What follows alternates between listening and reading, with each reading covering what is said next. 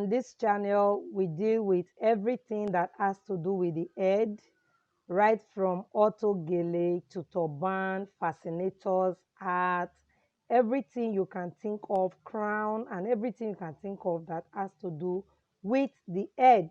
So today, my tutorial is going to be on how to make this gorgeous Auto Gele that you can see right now. So this style has to do with half fan and twisted side. So I'll be showing you the measurements that you will be needing to achieve this style. Actually, the style is a quick one. It doesn't take time. So we are starting right away. And right away, I have with me the base which I have prepared off camera. This is because I have a lot of base tutorials on my channel, so I did not make the tutorials on the base. The main feature for this tutorial today has to do with how to achieve the top. So if you're interested in how to make this base, I will be dropping some of the link on the description box. If you go there, you will get it there. Is that okay? All right. So to start, I will be starting with the top of this Ashoke.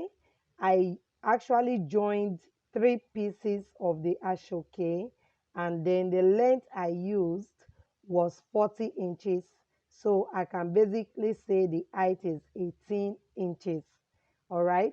So to start with this Auto Gele, I'm going to start by tying the top on this dummy head. And to do that, I will take a bit, I will move a bit inward, maybe say 10 inches inward, and then I will begin to fold. You can see that my both ends are under this Ashoke, helping me to raise it and fold it easily. So when I fold it, because remember I said I joined just 3 pieces of this Ashoke. So when I fold it uh, to about 2, when I fold 1 out of it completely, I'll be left with 2 upwards. From that 2 upwards, I can still fold a little out of it. So maybe when I have like say 1.5, then I will quickly create a slant. Without that slant, it's not going to come out as fan. So right now I have created the slant. When I say slant, it's just a way of making uh, the beginning, that is where my hand is at the end in that way now, shorter than or smaller than the top. And to achieve that, it requires that you take a bit from the top, just a little, and you take much from the bottom. With that, it will just create this unequal flow to the gele. So after slanting it, I will move this gele downwards, just where you see my hand tacking with needle now. I have to push it a little bit downwards. The reason I'm doing that is to enable me uh, arrange the falling on the neck later. So I will always give a chance that will enable me flow it on the neck, so that by the time I attach my handle, that neck part will flow properly. So for me to be able to tie it properly on the dummy's head, I'll use my needle to pin it to the dummy's head. And that's the reason you can see that I have a suede material under it, since this dummy is not a pinnable dummy. All right. So I'll continue this process, and I will encourage you to watch carefully as I continue the process of pleating to achieve the fan. So for me to do that now, I have created a foundation where every other folding will be resting on. So the part you see me resting both ends there, that's my foundation. I will ensure that the size I am folding is not bigger than the size I have already established. And then I will also ensure that the picking from the top, like you see me picking now, I do not take so much from the top, but I take more than what I have taken from the top from under. So it will keep the slant going. there will be no room for it to be equal, because once it is not slanted, the fan will not come out. So you have to ensure that at every point in time, you are following the slant so that it can create the fan part for you. If you do not follow the slant, then the fan part will not be created, and you need that fan part to achieve this particular style. And if you watch me carefully, you will see that at every point I kept guiding the top there so that I will not lose what I am doing. I will not lose my pleat. It's very crucial or very important that I maintain the arrangement on top. It's very important that I maintain the arrangement on top. And again, you can see that whenever I try to move, or that is, when I try to move my hands or walk a distance, you see that I go back underneath and start to arrange it. This is to ensure that every part of the pleat is flat. Is to ensure that every part of the pleat is flat. Once every part of the pleat is not flat, you will not be able to get the best out of what you are doing. So whenever you want to move, you must ensure that every part of the pleat is flat. And of course, you can see the way I kept moving on top and leading the fan. Of course, right now I want to move. That's the reason you've seen that I went under to rearrange it. So let me just show you the fan a little so that you see that what we are doing is actually working. What we are doing is working. So you can see this is the fan. So I'll keep on with what I am doing. And remember, I said it is half fan. So whenever I am creating half fan, I try to like go down. I don't just stop at the middle. I don't like it when I stop at the middle. I like it a little bit like I want to go above the middle. I want to walk towards the other side close to the ear. You understand? So I try to like step it down. I believe that there is beauty in taking it that far rather than stopping at the middle. So I'll take it close to the ear. So when I get to a point, so that my twist, the twisted part can still be part of this style, I'll stop at a reasonable point. Now, if you look at the Ashoke, you will see that I still have some kind of length, and uh, the length is still a little bit long. I'm not going to fold and fold until I finish that length. I'm just like ending it where you are seeing my hands now. So I'll just quickly drop it down and I will end it there. All right. So right now I have ended, and you can see the half fan.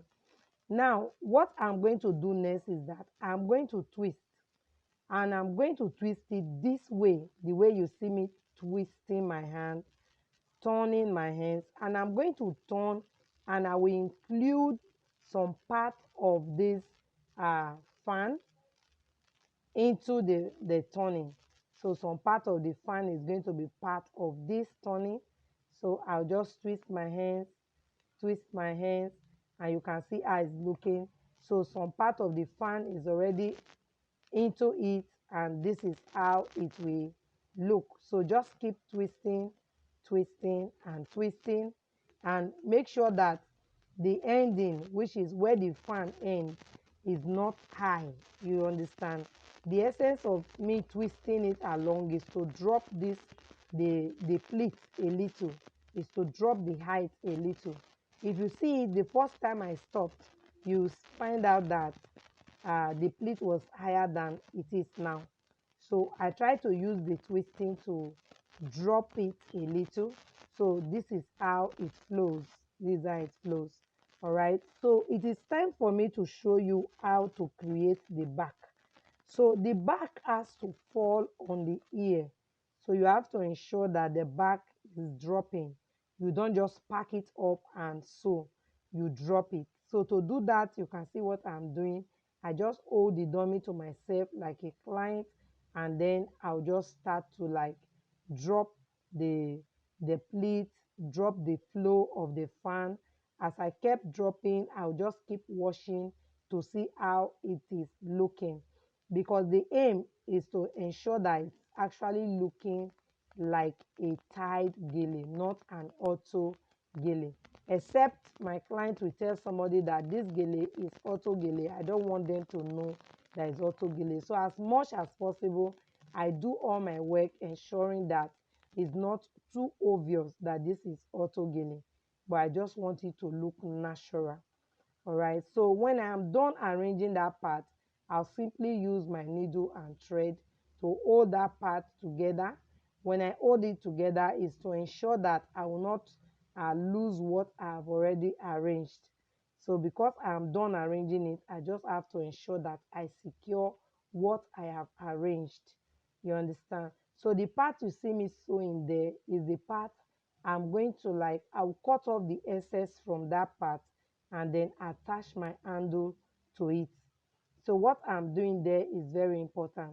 So right now I am done with the preparation and I'm yet to fix it to the base. So quickly I'll show you what I'll do to fix it to the base. Just a very short explanation that you need to see. So to do that, I'll first of all place the auto gele on my leg, use one part of my leg to hold it down so that it can be firm, after which I will just pick like say 2 or 3 pleats from the gele to use to attach it to the base. So to attach it to the base, I do not use just 1 pleat. I use up to 3 pleats or 2. The lowest I use is 2. I do not encourage you using 1. Use at least 2 pleats and ensure that all of your sewing, all of your sewing is inside. You are sewing in between the pleats. So your thread movement should be hidden within the pleats. Is that okay? So as I kept sewing, I ensure that the movement of my thread is in between the pleats. So by the time I'm done sewing it, it becomes difficult for my client to see the thread work. Of course, it's not necessary that you pull your thread from the base to the top of the auto gele. You don't need that. When you do that, your gele will not come out well. The pleat will get twisted together, and it will not look original. So you just like sew this part where you see me sewing now. Ensure your thread is lost between the middle, and then when you are done with that, secure the edges tight enough and you are good to go. That's just it. All right, so this will be all for today's tutorial. I do hope you enjoyed my class. Yeah, so please do subscribe to my channel if you love what I am doing, and give me a thumbs up. And also, if you have any comments, please don't forget to leave the comment. I'll respond to it whenever I see them. Thank you, thank you, thank you to all my old subscribers and to my new subscribers. I appreciate you so much. I'll see you in my next video. And please, if you have any question or you think you have any area where you have challenges and you want me to put you through, use the phone number you can see on the screen. Send me those styles. I will respond to you when I can.